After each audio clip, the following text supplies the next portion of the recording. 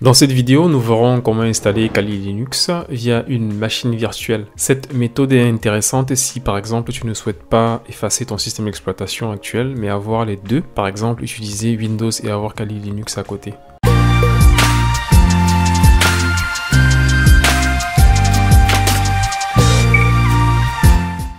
Si c'est ta première fois ici, abonne-toi à la chaîne, je partage généralement quelques astuces sur la cybersécurité ou sur les technologies en général et je poste 1 à 2 vidéos par semaine. Je vais sur le site de VMware, puis je télécharge VMware Workstation Player qui est gratuit. Il existe une version payante, mais dans mon exemple, je vais prendre la version gratuite. Je te laisse choisir en fonction de ton système d'exploitation. Dans cet exemple, ce sera sous Windows.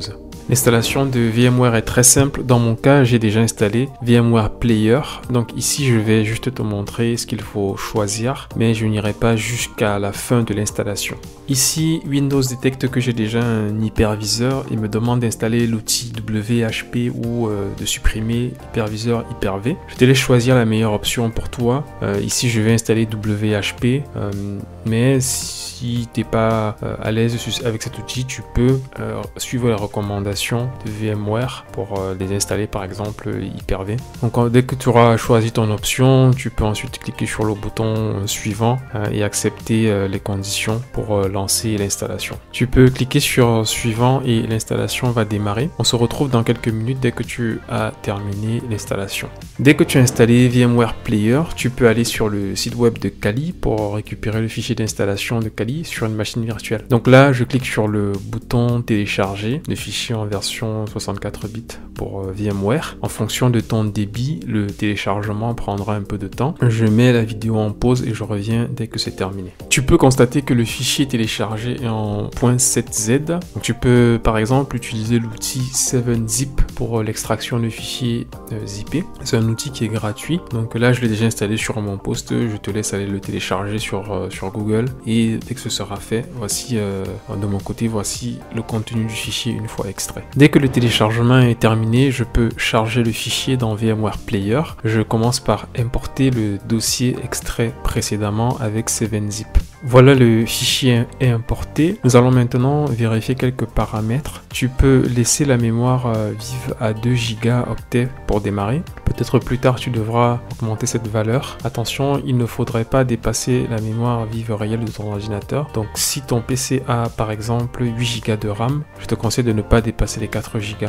Le second point, c'est qu'il faudrait vérifier le nombre de processeurs. Je recommande minimum 2 processeurs, 2 cœurs là. Ici j'ai sélectionné 4 pour avoir un traitement accéléré et en parallèle des tâches. La taille du disque est de 80 Go ici. Dans un premier temps, le stockage sera fait sur plusieurs fichiers pour optimiser l'espace disque sur la machine physique. Et ensuite, donc je n'aurai pas besoin d'un CD ou d'un DVD. Puis sur la partie configuration de la carte réseau, j'ai laissé la configuration en NAT. Tu peux bien évidemment changer ce réglage en fonction de l'environnement que tu souhaites mettre en place. Je laisse les autres paramètres USB, souris et écran sur les valeurs par défaut. Dès que tu as fait ces configurations, n'oublie pas de cliquer sur OK pour valider les modifications et tu peux démarrer ta machine virtuelle. Je valide donc que le dossier a été bien copié et la machine virtuelle va donc démarrer.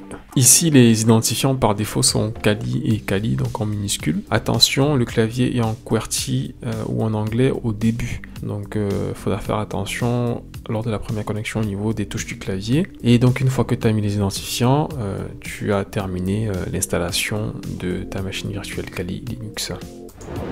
Dans cette dernière partie, je vais te donner quelques bonnes pratiques après l'installation de Kali Linux. La première étape consiste à changer le type de clavier. On va basculer dans cet exemple de QWERTY vers AZERTY, sauf si toi tu souhaites rester sur le clavier anglais, donc QWERTY. Donc ici, passant en AZERTY, je démarre un terminal, puis j'exécute la commande 7xkbmap-layout-fr. Je peux changer FR par US pour le clavier américain ou par exemple DE pour le clavier allemand.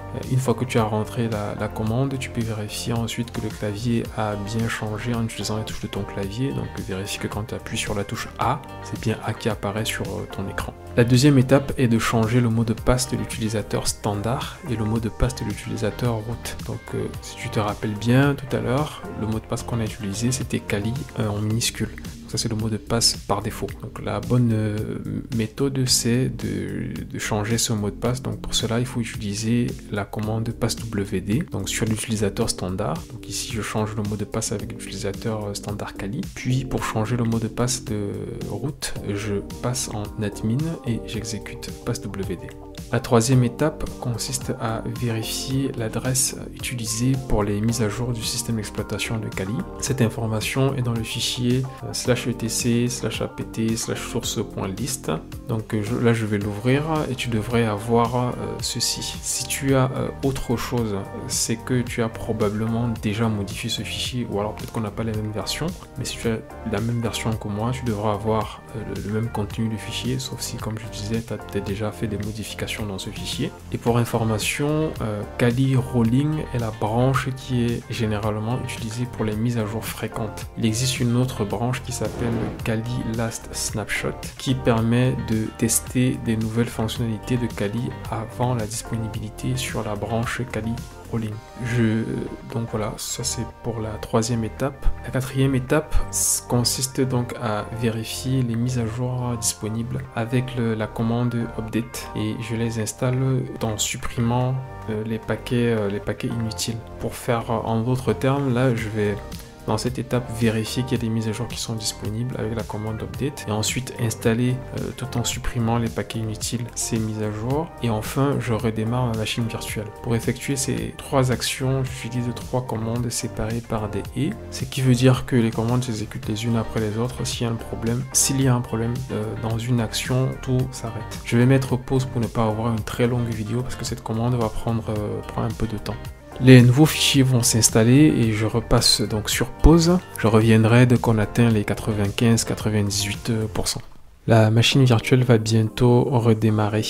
Cinquième étape, la machine a redémarré. Il faut maintenant supprimer les paquets obsolètes. Donc pour cela, tu peux utiliser la commande sudo apt auto remove. Sixième étape, nous allons mettre à jour les clés SSH. Pour rappel, nous avons téléchargé un fichier sur internet qui contenait déjà notre machine virtuelle. Donc toutes les personnes qui ont téléchargé ce dossier qu'on a récupéré sur le site de Kali, donc toutes ces personnes ont la même clé SSH. Pour mettre à jour cette clé, il faut utiliser la commande suivante dpkg reconfigure OpenSSH-serveur. Dans mon cas, le serveur SSH est désactivé, c'est pour ça que la commande va pas passer. Donc en fait, le serveur me dit que le service SSH est désactivé, donc pas besoin de le faire dans mon cas. Donc peut-être que dans ton cas, tu auras besoin de réinitialiser les clés SSH.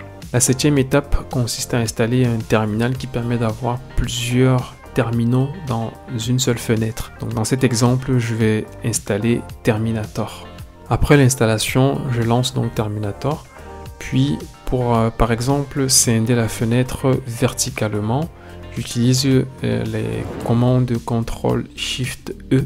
Et si ensuite tu veux scinder la fenêtre horizontalement, tu peux utiliser les commandes CTRL SHIFT O. Donc, je trouve que cet outil est très pratique si tu souhaites par exemple lancer plusieurs connexions à distance sur des serveurs. Du coup, tu peux lancer ce terminal avec d'autres petits terminaux dans la fenêtre et ça t'évite d'avoir à lancer 10 000 terminaux d'un coup, quoi. Huitième et dernière étape, c'est en fait qu'il faut se familiariser avec les différentes applications de Kali Linux. Tu peux cliquer sur cette icône en haut à gauche. Dans chaque répertoire de 1 à 42, il y a plusieurs outils qui sont utilisés dans le cadre d'un pentest ou d'un audit de sécurité.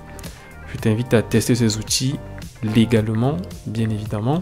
Donc pour tester par exemple, tu peux lancer l'outil et voir comment faire appel à l'outil, comment l'utiliser. Tu peux par exemple utiliser le man suivi du nom de la commande, comme ça tu auras un peu plus de détails sur comment fonctionne cette commande. Et après, dès que tu sauras comment ça fonctionne, tu peux lancer la commande par exemple sur un lab que tu auras monté, sur un serveur que tu auras monté, pour voir quelles sont les réponses que tu obtiens.